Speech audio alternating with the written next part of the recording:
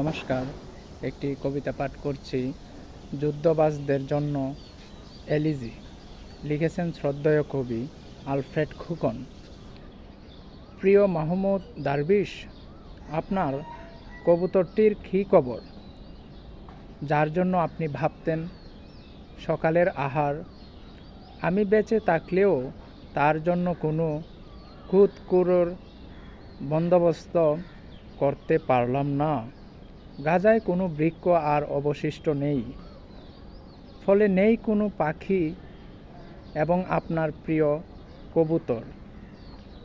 প্রিয় কবি, আপনার দেশের একটি শিশু আজ বলছে, আমি আর কিছুই চাই না, শুধু চলে যেতে চাই। সকালের নাস্তা নয়, দুপুরের খাবার নয়, রাতের আহার নয়, দেশ নয়, জন্মভূমি নয়, ঘুমানোর জন্য জায়গা নয়, শুধু চলে যেতে চাই।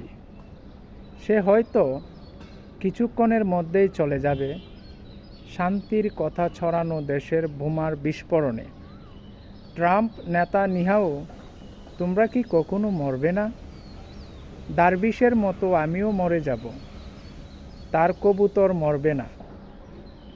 চলে যেতে চাওয়া শিশুটিও মরে যাবে, তার চলে যাওয়া কখনোই মরে যাবে না।